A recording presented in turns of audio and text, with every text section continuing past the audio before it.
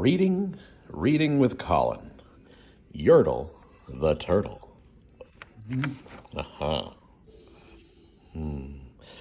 On a faraway island of Salmon Sod, Yertle the Turtle was king of the pond. A nice little pond. It was clean, it was neat. The water was warm, and there was plenty to eat. The turtles had everything turtles might need, and they were all happy, quite happy indeed. They were, until Yertle, the king of them all, decided the kingdom he ruled was too small. "I'm ruler," said Yertle, "of all that I see, but I don't see enough, and that's the trouble with me.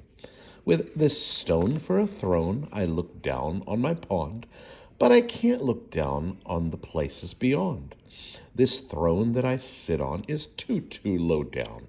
It ought to be higher," he said with a frown. "If I could sit higher, how much greater I'd be. What a king I'd be, ruler of all I could see."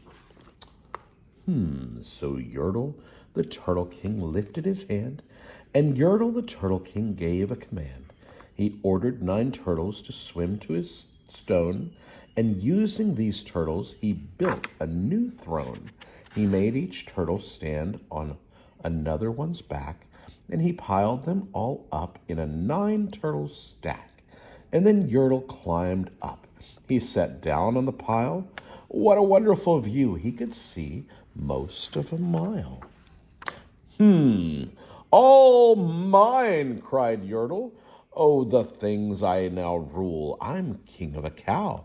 I'm king of a mule. I'm king of a house, and what's more beyond that, I'm king of a blueberry bush and a cat.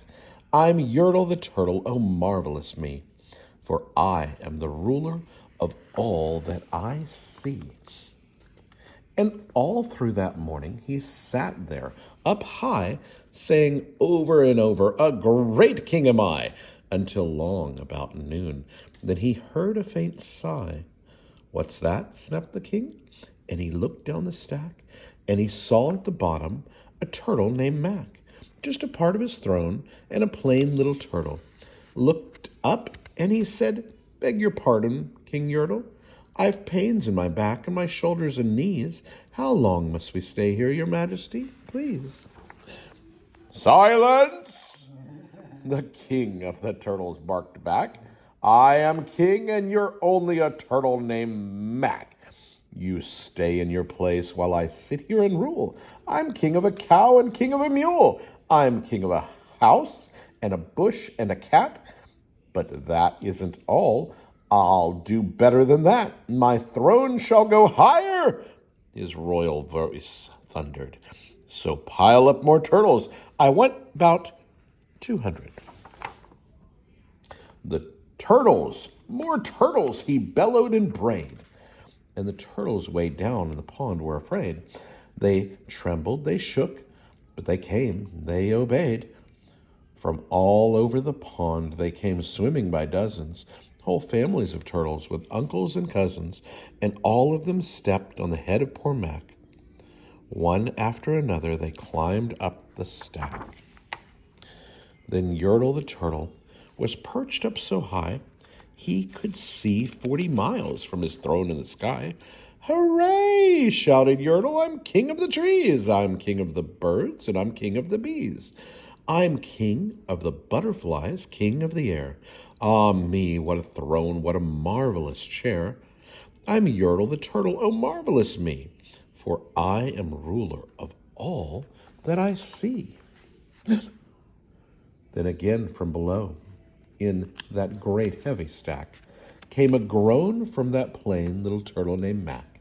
"Your Majesty, please, I don't like to complain, but down here below we're feeling great pain.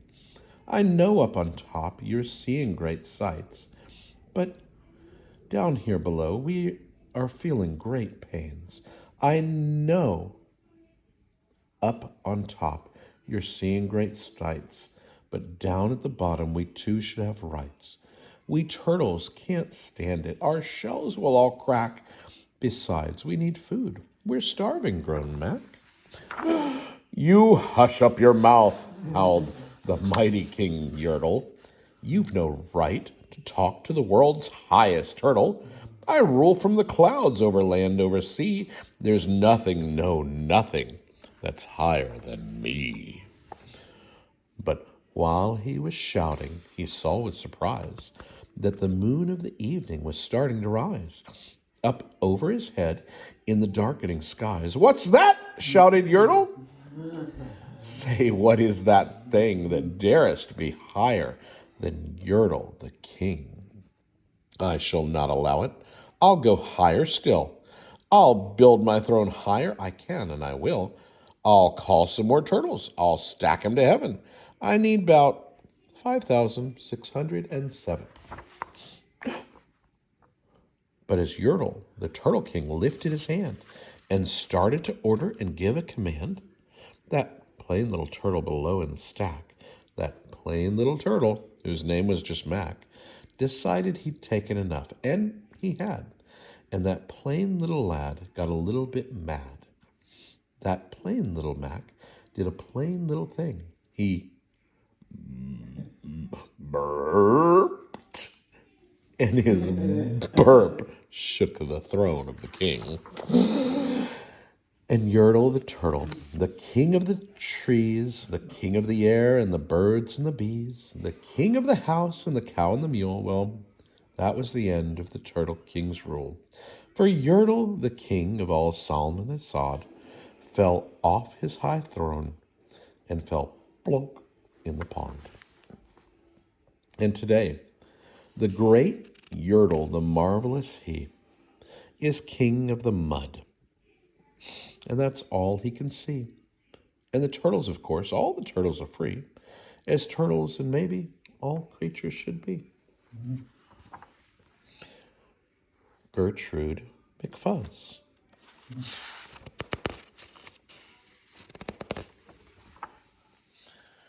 There once was a girl bird named Gertrude McFuzz, and she had the smallest plain tail ever was. One droopy droop feather, that's all that she had. And oh, that one feather made Gertrude so mad. For there was another young bird that she knew, a fancy young birdie named Lowly Lee Loo. And instead of one feather behind her, she had two. Poor Gertrude, whenever she happened to spy Miss Lowly Lee Loo flying by in the sky, she got very jealous. She frowned and she pouted. Then one day she got awfully mad and she shouted, "This just isn't fair. I have one and she has two. I must have a tail just like Lowly Lee Loo." So she flew to her uncle, a doctor named Drake, whose office was high in a tree by the lake. And she cried, "Uncle Doctor, oh, please, do you know of some kind of a pill that will make my tail grow?" "Toot, toot," said the doctor. "Such talk, how absurd! Your tail is just right for your kind of a bird." Then Gertrude had tantrums. She raised such a den that finally her uncle, the doctor, gave in. And he told her just where she could find such a pill on a pillberry vine on the top of the hill. "Oh, thank you," chirped Gertrude McFuzz, and she flew right straight to the hill where the pillberry grew.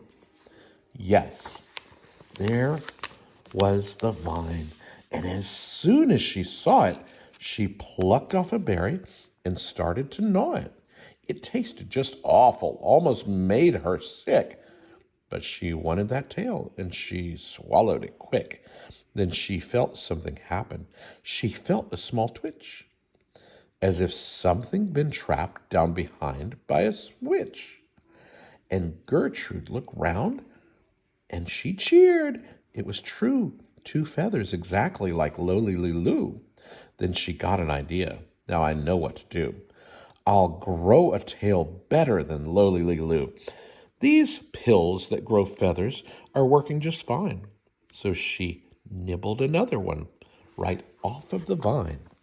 She felt a new twitch, and then Gertrude yelled, "Wee! Miss Lowly has only just two, and I have three." When Lowly Lou sees this beautiful stuff, she'll fall right down off her face, sure enough. I'll show her who's pretty.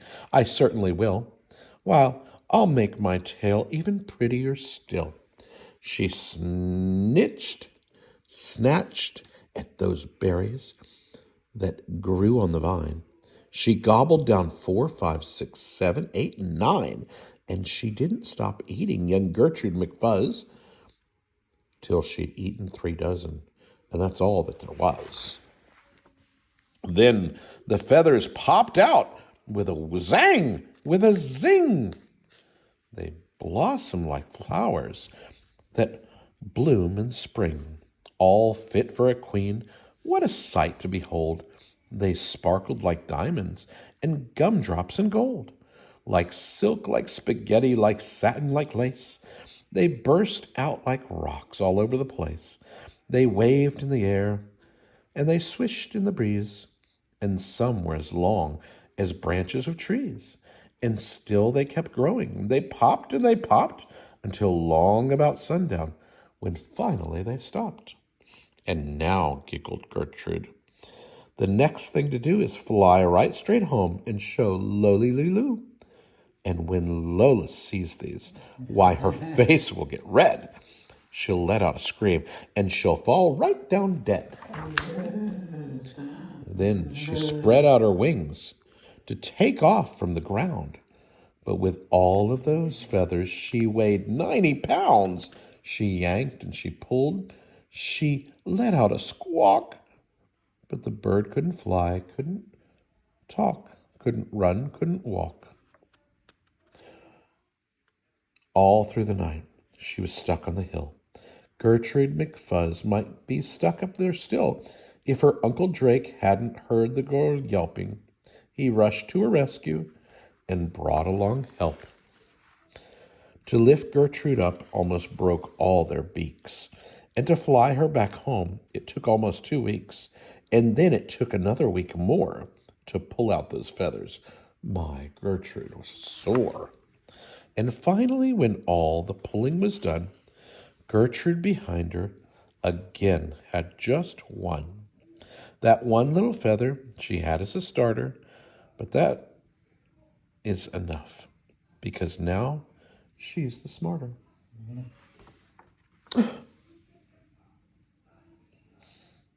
I think you ripped a page.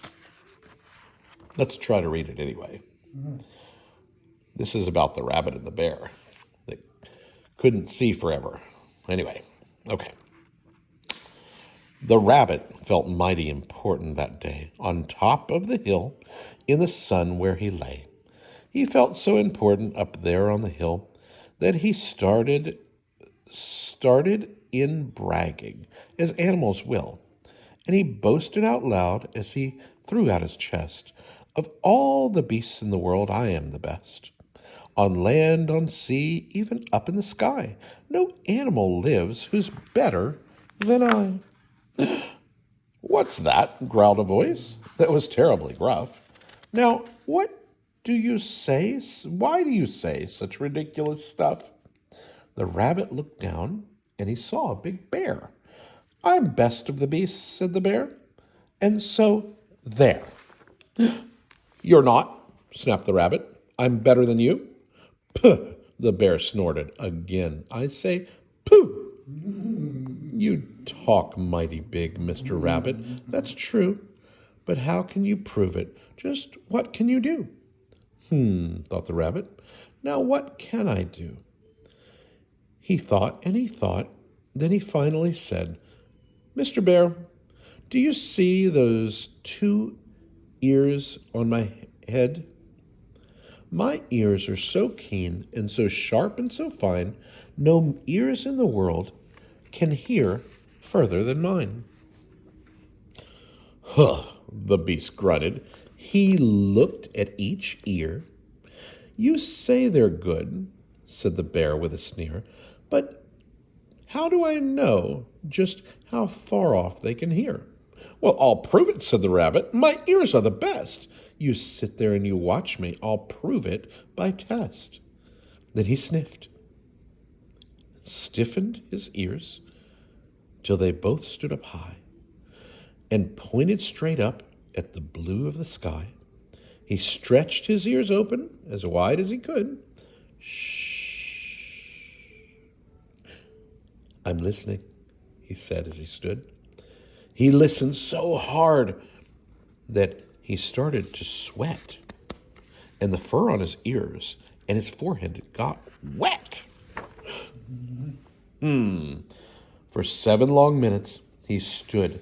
Then he stirred, and he said to the bear, do you know what I heard? Do you see that far-off mountain? It's 90 miles off. There, a fly on that mountain. I just heard him cough. Now, the cough of a fly, sir, is quite hard to hear when he's 90 miles off. But I heard it quite clear. So you see, bragged the rabbit, it's perfectly true that my ears are the best. So I'm better than you. The bear for a moment just sulked as he sat, for he knew that his ears couldn't hear things like that. This rabbit, he thought, made a fool out of me. Now I've got to prove that I'm better than he. So he said to the rabbit, you hear pretty well. You can hear 90 miles, but how far can you smell? I am the greatest of smellers, he bragged. See my nose? This nose on my face is the finest that grows. My nose can smell anything, both far and near. With my nose I can smell twice as far as you can hear. You can't, snapped the rabbit. I can, growled the bear. And he stuck his big nose way up in the air. He wriggled that nose. He sniffed and he sniffed. He wiggled that nose, and he whiffed and he whiffed and he wuffed. For more than 10 minutes, he snuffed and he sniffed. Then he said to the rabbit, I've smelled far enough. All right, said the rabbit. Come now and tell exactly how far is the smell that you smell. Oh, I'm smelling a very small smell. A very far smell, said the bear. Away past that fly on that mountain out there. I'm smelling past many great mountains beyond, 600 miles more to the edge of the pond. And way out there by the pond you can see is a very small farm, and on the farm is a tree. And on the tree is a branch, and on the branch is a nest, a very small nest, where 2 tiny eggs rest. 2 hummingbird eggs, only half an inch long. But my nose, said the bear, is so wonderfully strong. My nose is so good that I smelled out without fail that the egg on the left is a little bit stale. And that is a thing that no rabbit can do. So you see, the bear boasted, I'm better than you. My smeller's so keen that it just can't be beat. What's that? Called a voice from way down by his feet. The bear and the rabbit looked down at the sound, and they saw an old worm crawling out of the ground. Now, boys, said the worm, you've been bragging a lot. You both think that you're great, but I think that you're not. You're not half as good as a fellow like me. You hear and you smell, but how far can you see? Now, I'm here to prove you big boasting guys that your nose and your ears aren't as good as my eyes. And the little old worm cocked his head to one side. He opened his eyes, and he opened them wide. And then, looking far away with a straight sort of stare, as if they were burning 2 holes in the air, The eyes of that worm almost popped from his head. He stared half an hour till his eyelids got red. "That's enough," growled the bear. "Tell the rabbit and me, how far did you look, and just what did you see?" "Well, boys," the worm answered, "that look that I took was a look that looked further than you'll ever look.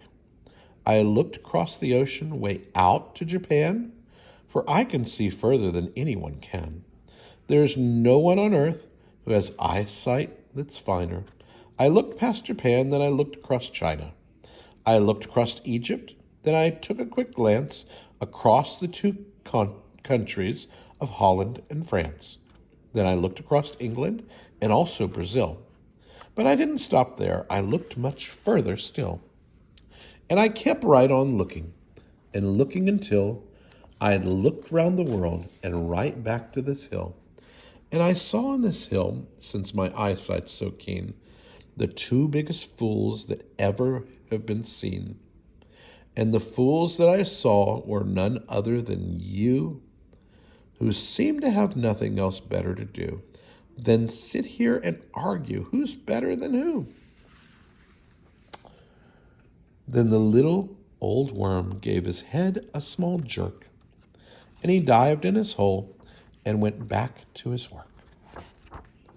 The end.